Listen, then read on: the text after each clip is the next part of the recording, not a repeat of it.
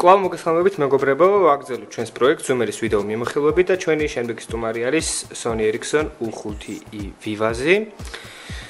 და დღეს ვისაუბრებთ სწორედ ამ ტელეფონზე, სამწუხაროდ დღეს გაყიდვაში მხოლოდ ვარდისფერი ტელეფონი ქონდა დარჩენილი და ამიტომ სხვა ფერების დემონსტრირებას ადგილზე ვერ ვახდენ, თუმცა შეგახსენებთ, რომ ტელეფონი შეგიძლიათ შეეძინოთ როგორც შავი ფერი, ასევე ლურჯი ფერი, წითელი და ასე შემდეგ.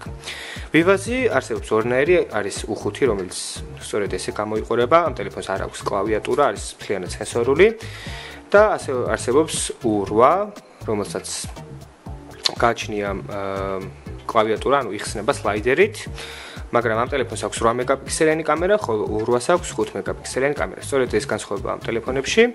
რაც შეეხება უშუალოდ U5-ს, იგი გამოვიდა 2010 წლის მარტში. ტელეფონის ეკრანის გაფართოება შეადგენს 326 პიქსელს, ხოლო ზომა არის 3.2 დიუმი. ტელეფონის შიდა მეხსიერება არის 75 მეგაბაიტი, რომელიც შეგიძლიათ გაზარდოთ microSD ტიპის ბარათის დახმარებით 32 გიგაბაიტამდე. ტელეფონს აქვს GPRS-ის მე-3 თაობის ქსელების და ასევე უკაბელო ქსელის მხარდაჭერა. აქვს 8 მეგაპიქსელიანი კამერა, როგორც უკვე გითხარით, რომელსაც შეუძლია გადაიღოს HD, ანუ მაღალი გარემოებების ვიდეოები, ასევე აქვს განათება, ანუ შეგიძლიათ ღამეც გადაიღოთ შესანიშნავი სურათები. ტელეფონს ამუშავებს 720 MHz-იანი პროცესორი, აქვს GPS-ი, ასევე აქვს 1200 mAh-იანი ბატარეა, რომელსაც შეუძლია ტელეფონი ამუშავოს დაახლოებით 13 საათი თაობრის რეჟიმში, ხოლო 430 საათი ლოდნის რეჟიმში.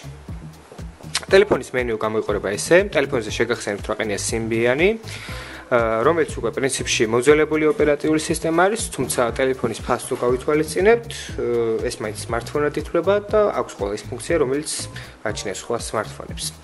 ტელეფონის ეკრანზე არის 5 მთავარი მენიუ, აქ არის კონტაქტები, აქ არის Facebook-ი, რომელთანაც შეგიძლიათ დაუკავშირდეთ თქვენ accounts.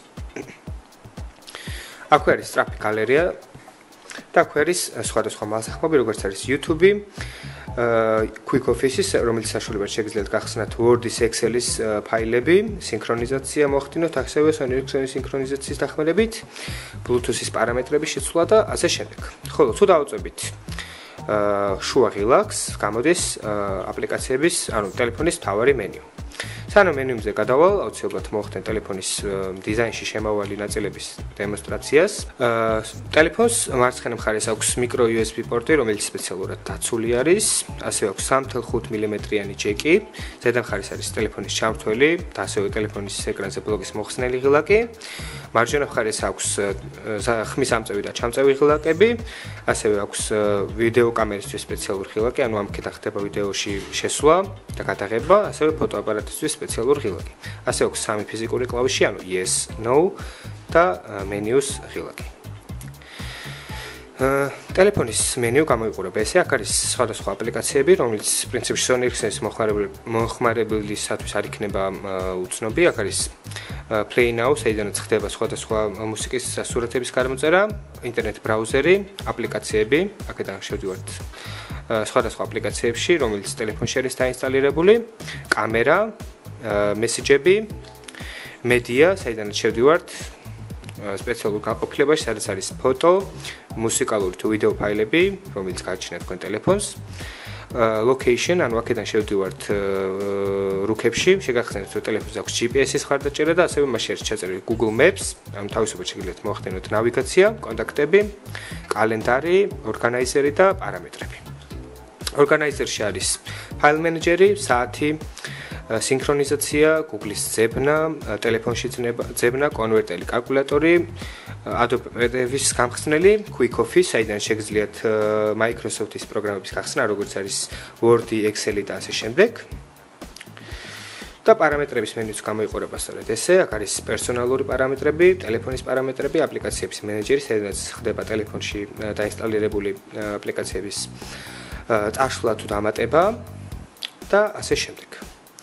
მე შევლიხარ პარამეტრების მენიუში, connectivity, ანუ საიდანაც ხდება სხვადასხვა ქსელებთან დაკავშირება, გავაქტიურებ უკაბელო ქსელს, ანუ Wi-Fi-ს.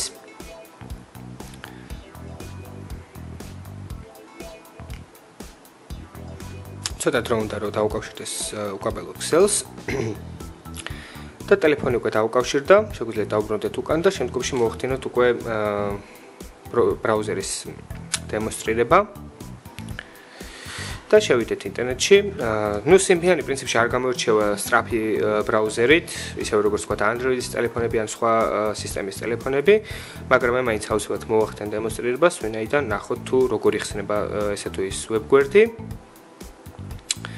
ამ ტელეფონზე. რაც შეეხება კლავიატურას. შეგიძლიათ გამოიტანოს ჩვეულებრივი სტანდარტული კლავიატურა, საიდანაც ხდება ტექსტის აკრეფა. შეგვიძლია გამოიტანოთ full QWERTY კლავიატურა, რომელსაც ტელეფონი გადაყავს ჰორიზონტალურ რეჟიმში და თქვენ ხედავთ, რომ მთელ ეკრანზე თითქმის გადაიშალა კლავიატურა და ამ შემთხვევაში უკვე ძალიან ადვილია ტექსტის აკრეფა. ასევე mini QWERTY კლავიატურა, ეს არის ძალიან პატარა კლავიატურა, რომელიც ტელეფონის ქვედა კუთხეში არის განლაგებული. და მე ჩვეულებრივ full QWERTY კლავიატურაზე გადავალ, რათა ადვილად შევხსნო ტექსტის აკრეფა და შევალ Zoom-ის ვებგვერდზე. ტელეფონზე ავკრიფე უკვე ჩვენი ვებგვერდის მისამართი. და ეხლა ცოტა ხანს რო ჭირდება რომ ჩაიდროთოს. ტელეფონის ჩატვირთვა უკვე საიტის ჩატვირთვა უკვე დაიწყო და აქ იხატება რამდენი კილობაიტი ჭირდება, რამდენი კილობაიტიანი არის საიტი და ნელ-ნელა ივსება. ნუ პრინციპში ამას მე ვერ უწოდებ strap browsers, ვინაიდან საკმაოდ დიდი დრო ჭირდება. ვინაიდან Symbian-ი პრინციპში არასდროს არ გამოირჩეოდა ესეთი სწრაფი მენიუთი. ძალიან ადვილად ხდება დაახლოება და დაშორება და ჩვენი საიტი ამ პატარა ეკრანზე გამოიყურება სწორედ ესე. ნუ რა თქმა უნდა, ტელეფონს არ აქვს Adobe Flash-ის მხარდაჭერა. და ნუ პრინციპში საკმაოდ პატარა არის ეს ბრაუზერი სამუშაოდ, თუმცა სხვა საიტები შეგიძლიათ ჩვეულებრივად გახსნათ. ნუ აქ მე ვუყურებ, რომ ჩვეულებრივად მუშაობს Java. ვინაიდან იცვლება გვერდები. ნუ პრინციპში ეს იყო, ტელეფონის ბრაუზერი არ არის ესეთი კარგი, როგორც თქვა სხვა სისტემების ბრაუზერი იქნებოდა, თუმცა ჩვენ მაინც შეგვიძლია ჩვეულებრივად გამოვიყენოთ ვიკი. ნუ პრინციპში ტელეფონზე სულ ეს იყო, ჩვენ განვიხილეთ მისი ბრაუზერი, განვიხილეთ მისი menu, თუ როგორი menu აქვს მას. ტელეფონის კომპლექტში მოყვება ყურსასმენი, დამტენი და USB კაბელი. ასევე ზოგ კომპლექტაციაში მოყვება სტილუსი, ან სპეციალური ჩხირი, რომლის საშუალებითაც შეგიძლიათ მოხდინოთ ტელეფონის მენიუში ნავიგაცია. დღესთვის სულ ეს იყო, ჩვენი სტუმარი იყო Sony Ericsson U5i Vivazi. თუ გაინტერესებთ უფრო მეტი, გითხოვთ გვეწვევთ საიტზე www.zoom.gt, სწორედ ისე როგორც ამ ბუკლეტს არის მითითებული და გაიცნოთ უფრო მეტს. კარგად გრძანდებოდეთ.